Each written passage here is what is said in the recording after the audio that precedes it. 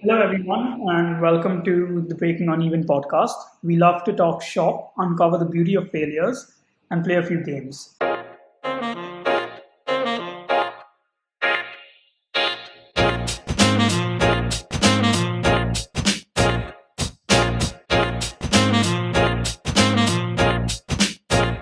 Today, we have with us the founder of Vital, Jayan Mathews.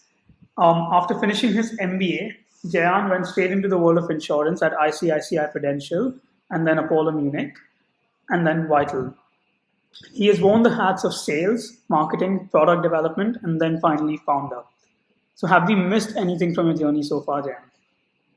We possibly covered everything. It's been some time in insurance and a very short while in the startup space, you could say. And again, insure tech focus. So yeah, so it's been insurance all through and through. Cool. So let's play a quick little game to understand the startup space that you entered. Right. Let's get to know Vital. So I'll hand over to John for the Twitter pitch challenge. Yes, so So, we're gonna play the Twitter Pitch Challenge to get to know a little more about Vital. Twitter is known for its 280 character limit on every tweet, which sometimes makes it difficult to convey your thoughts. We've checked that it takes approximately 20 seconds to speak 280 characters, and we want to transfer this challenge to you to explain to us Vital in 20 seconds. We won't make it easy. We want you to also use one emoji and one hashtag. So, any questions? no, I'm fine. Okay. Okay. So, if you're ready, then I will start the stopwatch. So, one, two, three, go. So Vital is a platform that aims to provide a better health cover for both individuals as well as corporates. Make a health plan that's more comprehensive, more interactive, and actually more active for the end user who's using the plan. The hashtag is better health cover, and the emoji is just uh, a happy, healthy individual. Perfect. You did go a little over 20 seconds, but that's a good description of what Vital is and covers like the entire essence of what you do. So, yeah, it gives us something that we can delve further into. Cool. Thank you, Jami. All right. So let's start off simple, right? The job that you had before you went into Vital, as I understand, that was at Apollo Munich, right? Yeah, that was a polar I'm minute. guessing there was a certain point at your job with them when you had this idea, right? And there was a point when you're like, okay, this idea is it. I want to build it. So I'm gonna put in my notice. What was that point, and what is the idea? What is the first ever idea of Vital that you had? Yeah, so see, we were dealing with a problem which I, sitting on the insurance side, was trying to solve for the longest amount of time. And the problem was the fact that this was a product that everybody should have. This was a product that is insurance, I'm talking, health insurance, I'm talking about in particular. Um, this was a product that everybody should have had, but and everybody wanted to have, but for some reason not many people had it. Okay, and we cracked our brains. We went through all different iterations of trying to innovate the product. There was this whole aspect of let's make it as cheap as possible. Let's do all those things, but it really didn't work. Now, one insight that came out of the product, and we realized that when we were talking to people, was that look, it's a great product, but I just don't need it right now. But I need it when I need it, and right now it's not doing anything for me. So what do I do with a product like this? So it's a very crazy thing that everybody has realized the awareness of why they need it, but they don't see anything happening right now, and that's what drives them to not taking it. Right. So now we, at the insurance side, we actually solve the problem. We realize, okay, so you got to provide benefits and services that people can use when they are not seriously ill. Okay. But the challenge over there was those benefits and services were always these ancillary products or these value adds that you give a member. It never was the focus. So then you needed to create a product that said, look, I will take care of your serious medical conditions, but I'll also take care of you when you relatively do not require a hospitalization, but maybe primary care. Or I'll take care of you not only when you require primary care, you may not even require primary care, that you just basically want to stay healthy and you need a product that works for you there. So what if I give you a product that covers you for this entire range, but I make it in such a way that each and every aspect of this product is vital and integral to the entire offering.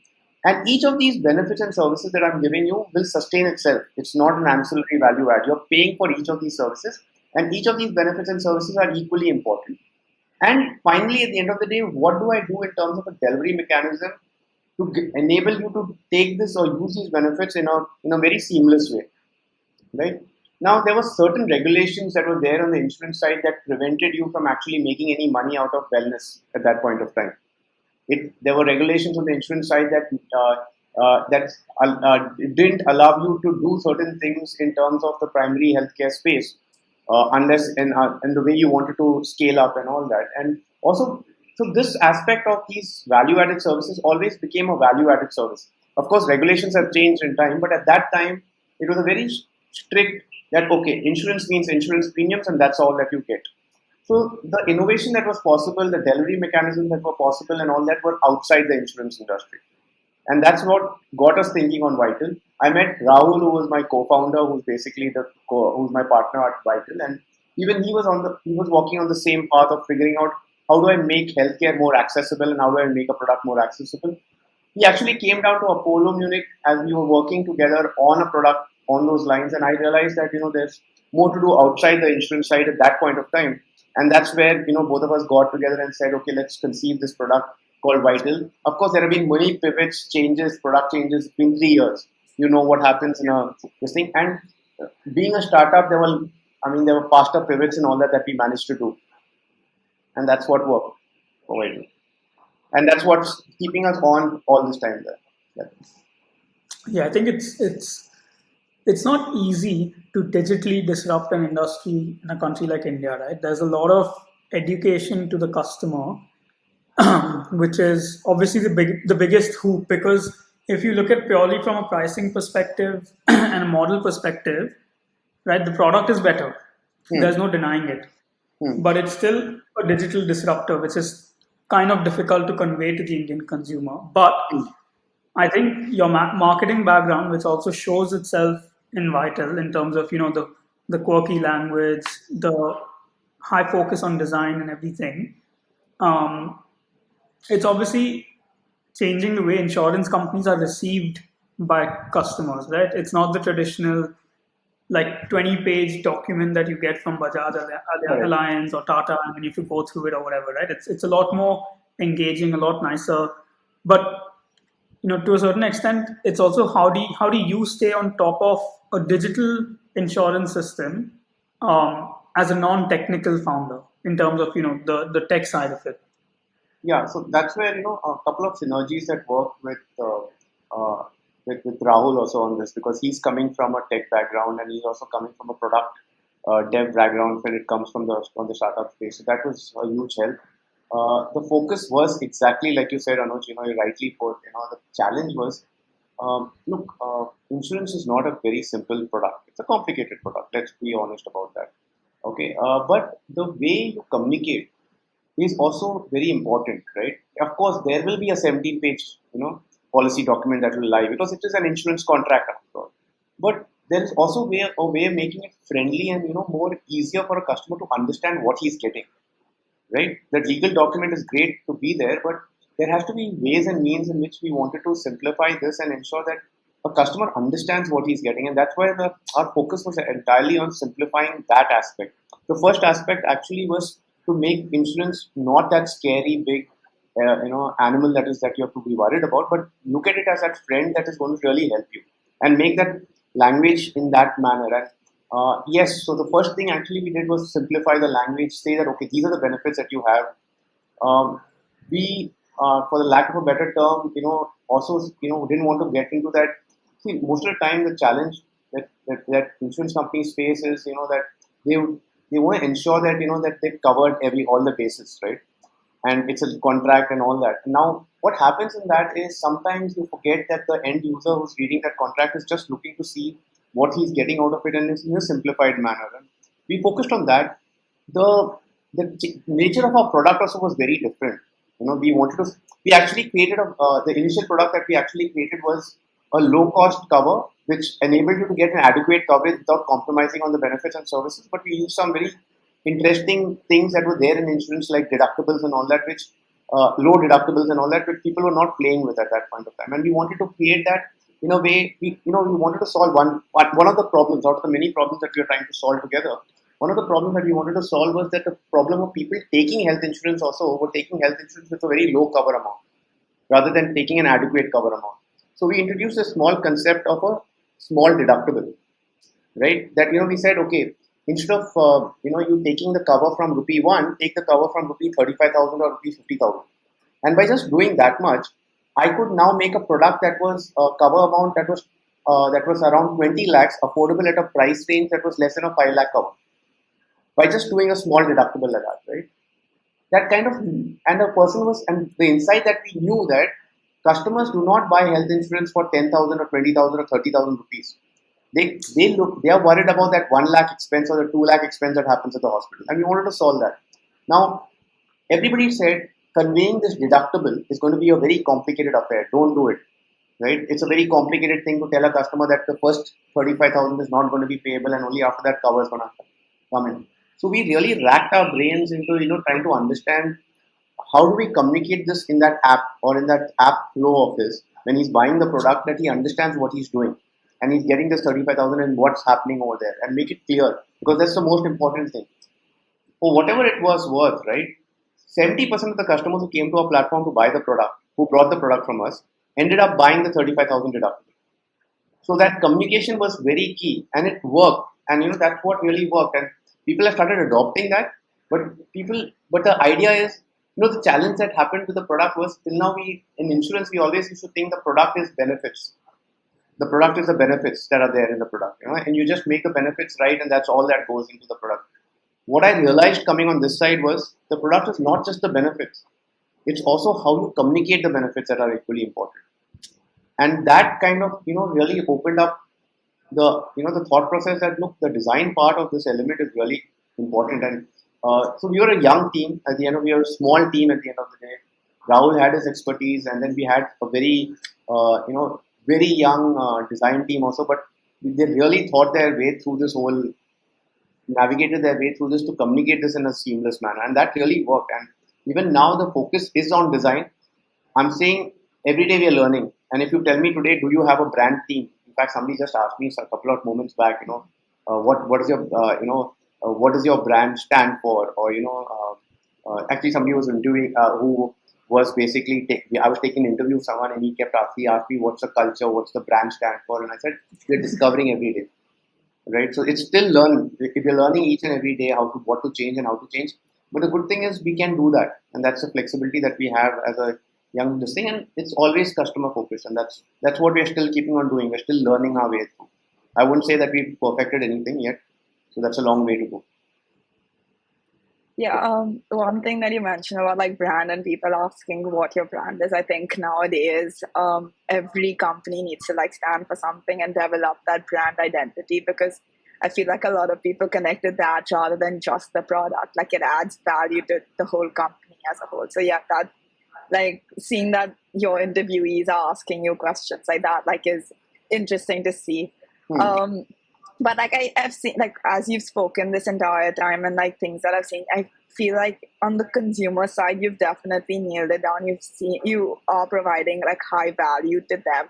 But like just like a little curious on your end, like generally we take insurance in the sense of we want people to have like the lowest amount of claims for like those one-off events or one-off high claim values. But the way that you've structured your product, it's also including like the everyday essentials or like the wellness aspect of it. So that doesn't, I guess, fit in the traditional aspects of insurance. So how are you navigating that in terms of a business point of view and like sustaining a business out of it when it, I wouldn't say contradicts, but when it's not exactly what the insurance industry was before? Yeah, so it's exactly what the insurance industry should be. Because when a person is buying a health cover today, right? He's not only looking at one aspect of his health. He expects that insurance company to take care of all aspects of his healthcare needs today. Now, that's been the basic premise that everybody keeps asking for. It's not that if you go to any insurance company today also, and various surveys that we've done always, right? We used to keep getting this feedback from customers saying, "I want OPD cover or outpatient cover. I want cover which for my daily medical needs." And we used to keep asking them, "Okay, you want OPD cover?" And the idea was that okay, he wants OPD cover, but because of the nature of the OPD market in India, it's not something that you can price accurately because everything is Yeah. varied and people can making a bill is not a big deal and all those aspects and how do I make a network out of this and all that. That was a challenge that we were all looking at. But what we did, I mean, when that OPD cover came into play, and then we asked them, okay, what if I price it with this high utilization rate and the pricing goes really high? No, I'm not willing to pay for that. Give me an OPD cover. The challenge was that we were from the insurance side. We always looked at controls, like how do I control the outgo of this and how do I control the risk. What we wanted was just access to that outcover, OPD cover. So the way we structured this plan was yes, the big risk part where the insurance plays a role. The big risk part is where the hospitalization piece comes into play. The other piece is all access, allowing access to consultation to the doctor. Okay, allowing access to the diagnostic test that he should do regularly just to monitor himself, allowing him access to those things, and the way we kind of work with partners. And so we don't. So when we try to provide the service, what we realized another thing was that I'm not going to be an expert at everything. If I try to become a teleconsultation company plus a diagnostic company plus a pharmacy delivery company and all that, I won't be the best. So we work with the best of these partners, right? Whether it's a diagnostic, whether it is a teleconsultation service. So we work with Empine for teleconsultation. We work with the diagnostics like Redcliffe and Healthians. We work with Healthians, which is a very good diagnostic chain, online diagnostic chain. We work with Tata 1mg. We work with a company called Better Life that's great in nutrition counseling. We work with CultFit, and we work with we work with Bitterfly, which is good in nutrition counseling, and Better Life, which is good in mental health counseling. We work with them and created these modules and packages that kind of fit as per a customer's needs. And we packaged this into one comprehensive solution together. So that's how we structured it. Each of these packages, the way we've priced it, the way we've taken these benefits from these partners, it makes it a win-win not only for us, for the customer, as well as for the partner. So it's a self-sustaining model. It's not a bleeding model that we created. So it's like a win-win for all these people. And the way we source our customers also kind of changed over the year. Last year, we pivoted into from a B2C brand to a B2B2C brand, and we focused on one segment, which was the SME segment. That this was a highly underpenetrated segment in India, a growing segment, very underpenetrated. The largest workforce in India today works in an SME segment, and they didn't have solutions. So we create these platforms and offer these benefits to these SMEs to give to their employees. So the whole math of this really worked out, and it worked out really well. Okay. Yeah, I guess like in your entire like journey so far, it seems so interesting. And you mentioned that like multiple like pivots throughout the process. What has been like the most unexpected thing for you? Look, the most unexpected thing, honestly, was this pivot that we did from a directly becoming a B2C brand, from a B2C brand to a B2B brand. I mean, this was a huge change. Okay, it was a jump like no other. But again, what I again realized was, everything that happens, all these changes that happen, it's not like a switch on and switch off. You know, it doesn't happen overnight. It's step by step. We just chanced upon on a product type, and we chanced upon on one of the corporates asking us for their employees when we were talking about we were doing B2C, and then this corporate talked about it and they wanted something, and then we suddenly realized that this is where the market is, and nobody's really given them the solution for this, and this is what they're searching for, and that kind of got the wheels got uh, the the head really thinking, the old shaft just still cranking on that, and that's how we just Then suddenly we realized this math worked, the pivot worked, the idea worked. It was a market that's underpenetrated. Sourcing was easier, CACs were low, a lot of logical things worked out, and then we had to create that solution for it. So that was a huge pivot for us. But that was one of the most interesting ones. I think that's a good one that we did. We should have done it much earlier. It's just that things happen the way it happened. So currently, right, you have this kind of, let's say, reward system that rewards. It's a referral program, right? You refer your friends and family or whatever, or other corporates, and you get certain rewards. But there's this, when you talk about let's say not digital disruption, but technology disruption in the insurance world. There are these models that have come up around the world where, for example, with car insurance, your phone now tracks the way that you're driving in terms of how hard you brake, how hard you accelerate, etc. And your driver score either improves or becomes worse, which off the back of which your insurance premiums change. People have done it in the health space as well, right? That they because now through the use of electronic medical records, your Fitbit, Apple Watches, and all your other fitness trackers can output data in the same way. So now all your insurance companies can see how healthy a lifestyle you're staying, and then they can accordingly change your premiums. Is that a space that you've explored, or Vital could explore in the future? There are two parts to this, Amit. The challenge is actually this also scares out a lot of customers, and this it's the way you look at it and the way you read it, right? So if I'm taking insurance today, right? I'm taking insurance or health insurance policy today. I'm completely healthy and everything is right with me, right? I'm taking it today. Now, 10 years down the line, maybe it's my lifestyle. Maybe it may not be lifestyle for all you know. Right? Maybe a condition I develop.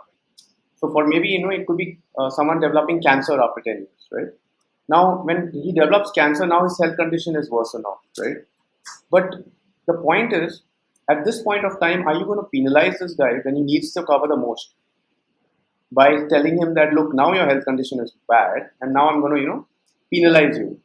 So that's what the fear when this whole health data came in, the misconception that people suddenly started having, and also the way that sometimes some people take it is, health data is supposed to tell me what this guy's condition is. If the guy's condition keeps worsening, let's try to penalize him, right? That's not what insurance is supposed to be. Health insurance is a long-term product. Although you buy it on a yearly basis, but you're buying it not for a short term. You're buying it for the rest of your life, right? You're buying it for that time of your life where you need it, when you go to that particular hospital, right? So yes, health information is very important, and an insurance company should have it. And actually, the biggest black box today insurance companies have is they have the information of the customer when the customer is onboarding, and the only other time they get the information on the health of the customers when the customers finally made a claim. The whole journey in the middle is like I don't know what happened. What happened to this guy. Now, the idea behind getting information, right? This information on whether it's devices and medical devices, and this entire thing on Fitbits, of course, is there. There are face scanners that are there. There are these remote monitoring that is happening. Your regular diagnostics that are building in, and the government is doing an awesome job. It's just baby steps right now with NDHM that's coming in, where they're recording these medical values and having one common repository to kind of chart out a journey, right? So this charting out a journey, yes, a person who's keeping healthy should be rewarded, right? But a person who's going unhealthy should actually have benefits and services that he's getting offered on a regular basis, or interventions at the right time to ensure that the guy doesn't reach a stage where he's making a critical illness claim. You have to look at data in that manner. The idea of repricing is great, but the idea of repricing, the way you want to reprice is what you have to understand. See, out of 100 customers who take insurance today, right, 5% of them will have major conditions or chronic conditions. 15% of them will be super healthy. Those rare breeds who are completely fine and dandy, right?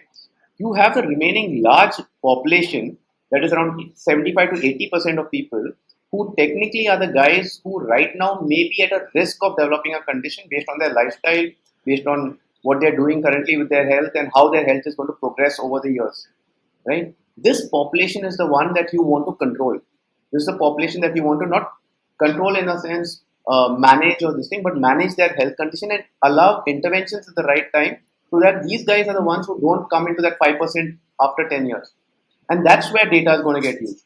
That's where this whole repository is going to get used actively. Otherwise, the other side of the business, if somebody is looking at this data is saying that I'm going to penalize a customer once he falls into a condition, or I price a person like that, that is wouldn't be the right approach from an insurance perspective.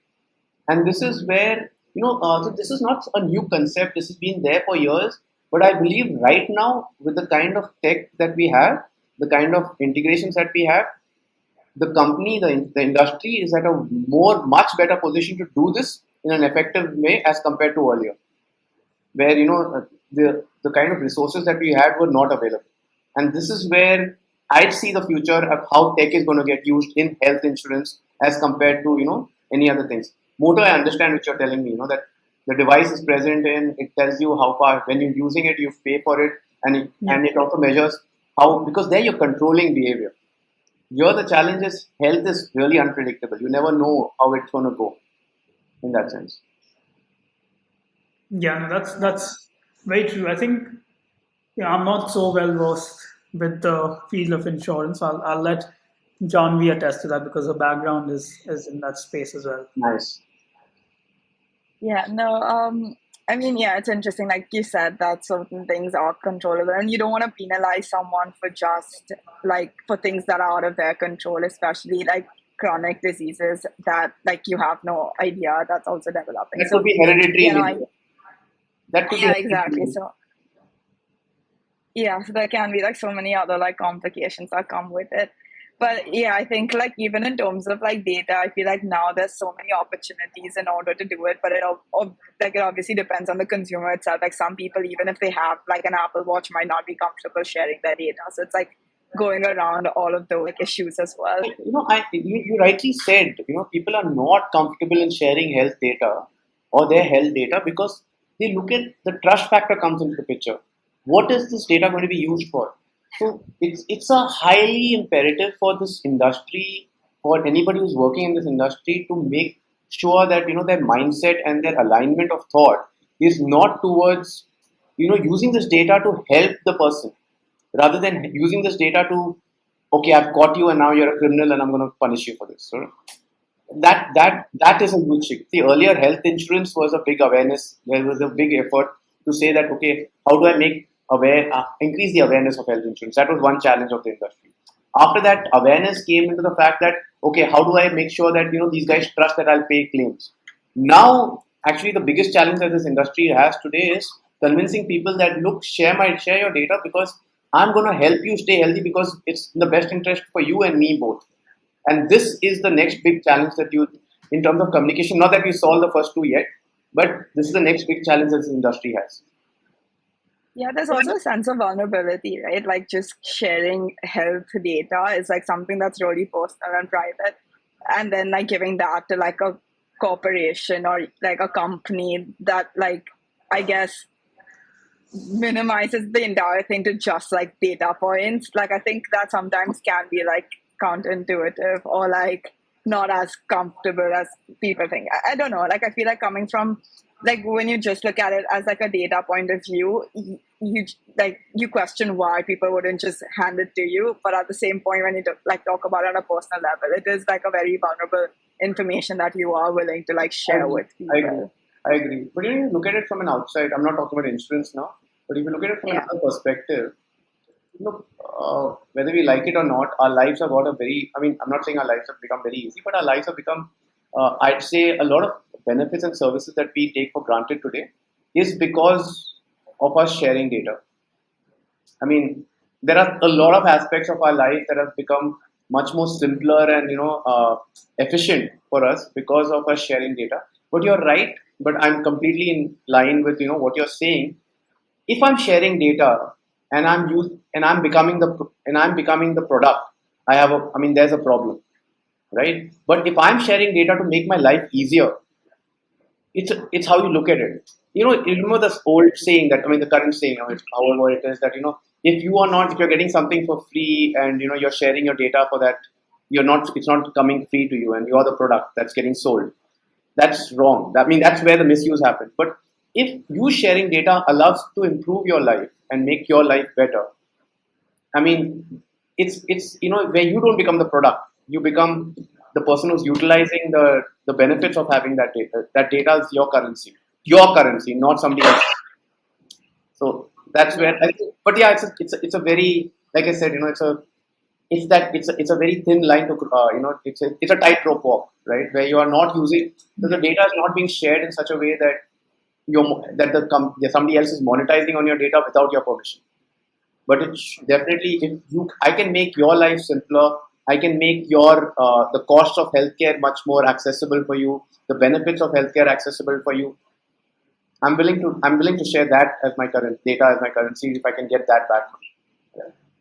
Yeah, I think it all I guess goes down to communication, the way you present that to the customers or the consumers or people that you're retrieving the data from, to show or actually even being transparent about the whole process. I think that gives comfort to a lot of people when you say that this is how we are gonna use your data that goes and helps us in this way. Then I think people become more trustworthy with the process rather than just provide. And this is again not necessarily just health and insurance, but overall, I feel Correct. a lot of people the way that we've been told of these tech companies that are misusing data or collecting your data without letting you know. That's where it I guess starts from, where you're okay, is it okay, what is my data being used for? Do I want them to know what's going on or how many times I'm working out? Exactly. It goes from Yeah, that sense. I know what digital gave us, right, was this ability to become transparent. The problem is the problem is that we are not transparent. The moment we remove the transparency out of the bucket, right, and don't tell you clearly what your data is getting used for. I think that's the key to communication. It's a simple, theoretically, it's very simple to understand. That I'm going to take your data and I'm going to tell you what I'm going to do with it. It's such a simple solution, right? But it's just people just. I mean, we're not. It's just too hard. It's just coming to the practical part of getting that down to that paper and getting it in front of the person is a difficult part. But honestly, it's just that please take my data, but tell me what you're going to do with it, and I want to know exactly what you're going to do with it, and keep it and communicate that in a very simplified manner. I think most of the time, sometimes I'm not saying that all the 100% of the people who are collecting my data are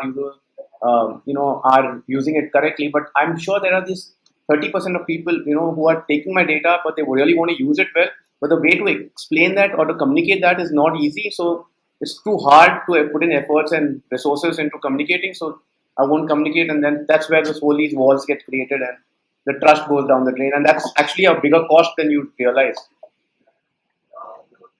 But, on this thought, I think we've um, spoken a lot about people, right, and let's say a lot about data, which is a nice foray into our next segment, which is called the dream team.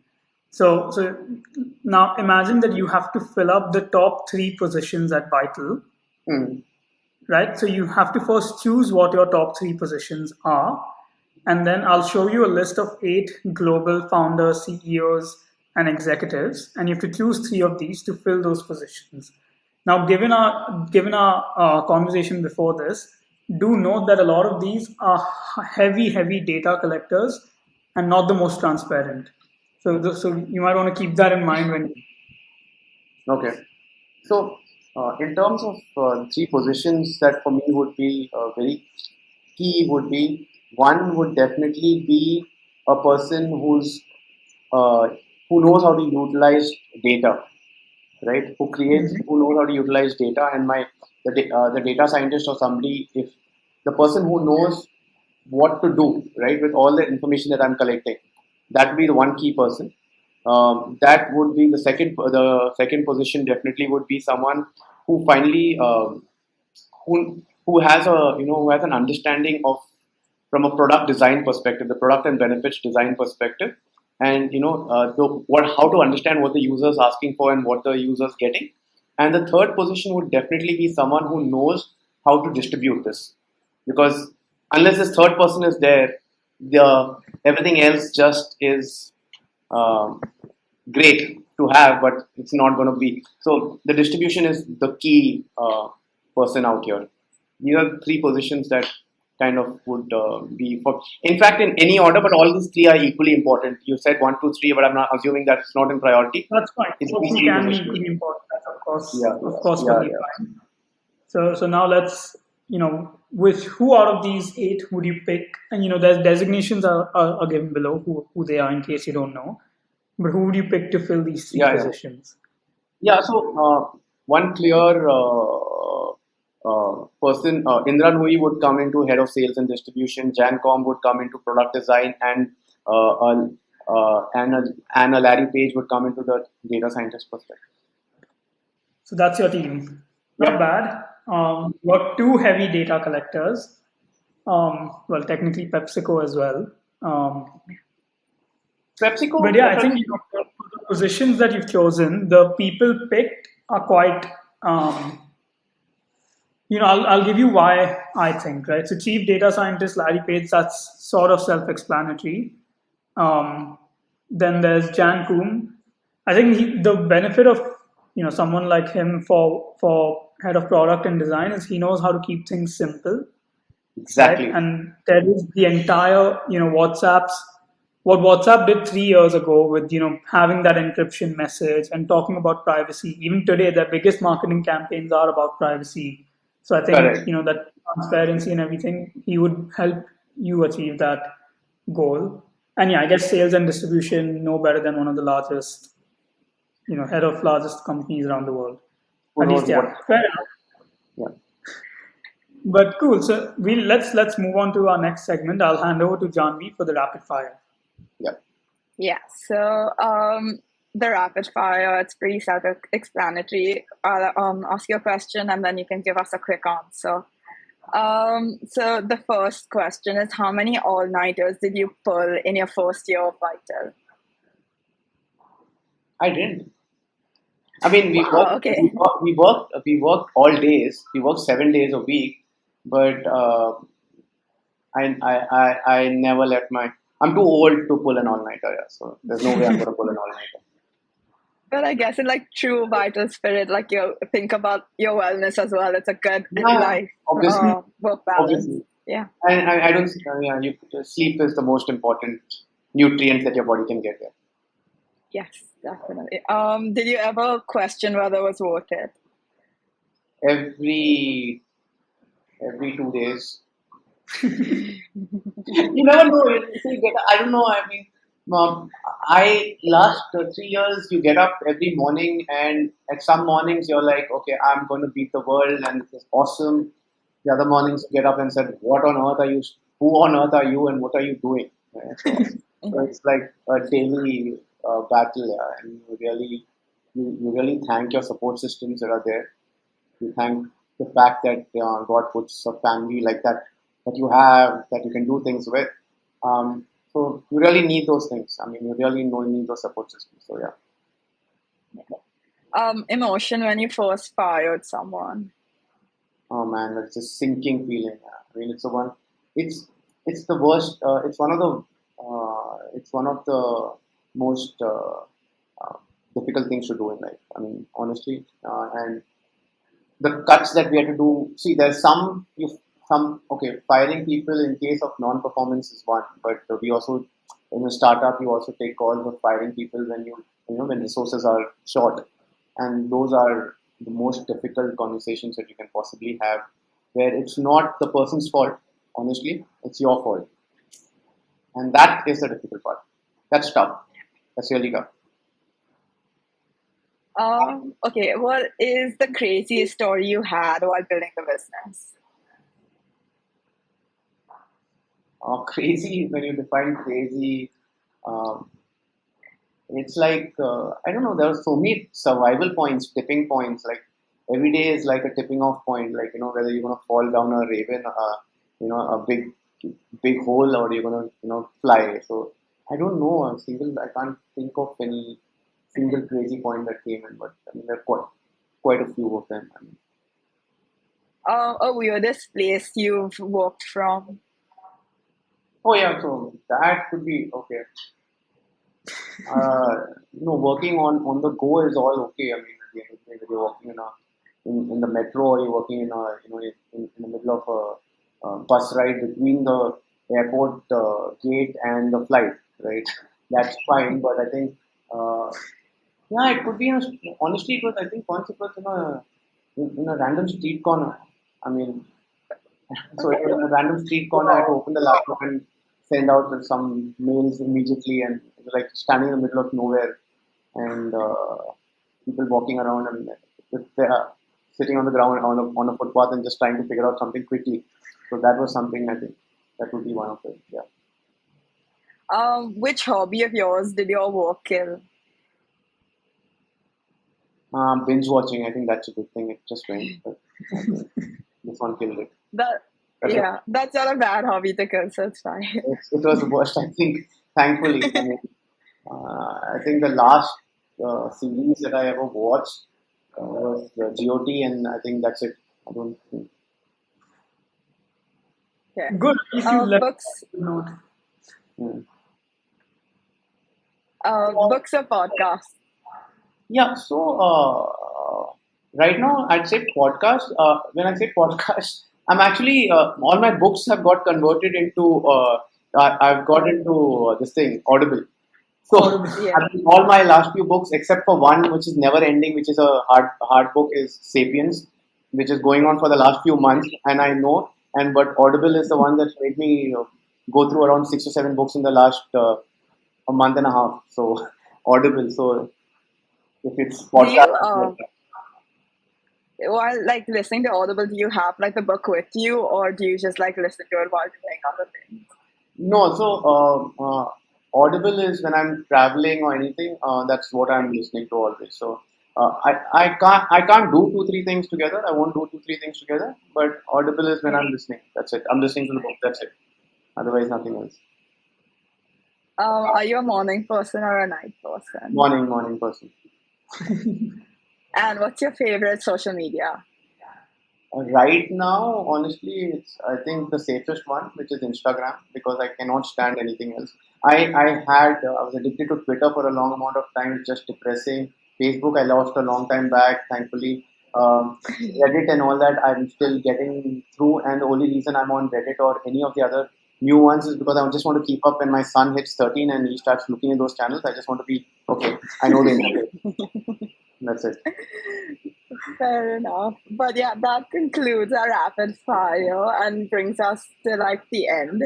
But before we let you go, we generally ask our guests to ask our next guest a question. So our previous guest asked, What's the authentic thing that motivates you? Honestly, the most authentic thing that motivates me is, so is keeping getting or creating something better for my kid to use when he grows up. So that's it. I think that's that, it. that, Yeah. I mean, just to make this, it's like this, right? God gives you certain opportunities and talents in life, and it's like He's put it there because He wants you to do something better for the person who's coming after you, the generation that's coming after you. So that's it. Honestly, for me, I think it's that, and I just want to leave this place a better place for my kid. That's it. That's a yeah, beautiful answer. Beautiful yes, answer. that's very wholesome. I have one last question for you. Yeah, Your personal health insurance is covered by Vital itself, or obviously. Obviously, I'm over with Vital. I'm trying everything. So I'm over insurance. oh, but thank you so much, Jayan, for coming on this call. We had an absolute blast. Learned a lot. Great conversation, so much learning, and thank you for taking the time out, choosing to be a part of it. It was absolutely lovely having you on board. Thanks, Anuj. Yes, thank you so Thanks, much. Janvi. Thank you.